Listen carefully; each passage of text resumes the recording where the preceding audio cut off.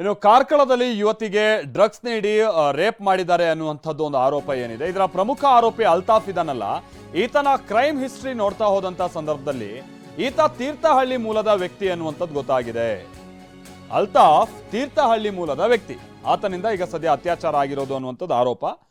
ಅಲ್ತಾಫ್ ಕುಟುಂಬ ಕಾರ್ಕಳದ ಜೋಡು ರಸ್ತೆಯ ಒಂದು ಖಾಸಗಿ ಫ್ಲಾಟ್ನಲ್ಲಿ ವಾಸ ಇದೆ ಅನ್ನುವಂಥದ್ದು ಗೊತ್ತಾಗ್ತಾ ಇದೆ.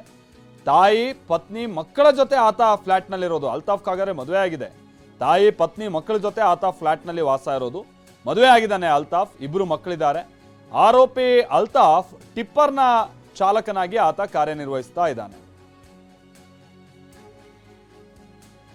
ಆಮೇಲೆ ಈ ಹಿಂದೆ ಕೂಡ ಯುವತಿಗೆ ಕಿರುಕುಳ ನೀಡಿರುವಂತದ್ದು ಆರೋಪ ಎಲ್ಲ ಅಲ್ತಾಫ್ ವಿರುದ್ಧ ಇದೆ. ಅಲ್ತಾಫ್ ಒಂದ್ ಕಡೆ ಟಿಪ್ಪರ್ ಚಾಲಕನಾಗಿ ಕಾರ್ಯನಿರ್ವಹಿಸ್ತಾ ಇರೋದು. ಈತ ಡ್ರಗ್ ಅಡಿಕ್ಟ್ ಆಗಿರುವಂತದ್ದು ಶಂಕೆ ಕೂಡ ಇದೆ. ಈ ಹಿಂದೆ ಯುವತಿಗೆ ಕಿರುಕುಳ ನೀಡಿರುವಂತದ್ದು ಆರೋಪ ಇದೆ ಈತನ ವಿರುದ್ಧ. ಯುವತಿಯ ಪೋಷಕರಿಂದ ಆ ನಂತರದಲ್ಲಿ ಆತ ಏಟು ತಿಂದಿರ್ತಾನೆ. ಅಕ್ರಮ ಮರಳುಗಾರಿಕೆ ಸೇರಿ ಹಲವು ದಂಧೆಯಲ್ಲಿ ಅಲ್ತಾಫ್ ಭಾಗಿಯಾಗಿದ್ದಾನೆ ಅನ್ನುವಂಥದ್ದು ಆರೋಪ. ಈಗ ಅಲ್ತಾಫ್ ಬಂಧನದಿಂದಾಗಿ ಕುಟುಂಬಸ್ಥರು ಕಂಗಾಲಾಗಿದ್ದಾರೆ. ಒಂದ್ ಕಡೆ ಮುಸ್ಲಿಂ ಸಮುದಾಯ ಈತನನ್ನ ನಾವು ಸಮುದಾಯದಿಂದ ಹೊರಗಿಡ್ತೀವಿ ಅನ್ನುವಂತ ಹೇಳ್ತಾ ಇದ್ದಾರೆ. ಕಾರಣಾಂತರ ಇವನ್ ಕ್ರೈಮ್ ಹಿಸ್ಟ್ರಿನೇ ಹಂಗಿದೆ. ಹಿಂದೆನೂ ಇದೇ ತರ ಮಹಿಳೆಯರಿಗೆಲ್ಲ ಯುವತಿಯರಿಗೆಲ್ಲ ಲೈಂಗಿಕ ಕಿರುಕುಳ ಕೊಟ್ಟಿರುವಂಥದ್ದೆಲ್ಲ ಆರೋಪ ಈತನ ವಿರುದ್ಧ ಇದೆ. ಆಮೇಲೆ ಈ ಕ್ರಿಮಿ ಅಗೈನ್ ಈತ ಕೂಡ ತೀರ್ಥಹಳ್ಳಿ ಮೂಲದ ವ್ಯಕ್ತಿ ಅನ್ನುವಂಥದ್ದು ಗೊತ್ತಾಗ್ತಾ ಇದೆ.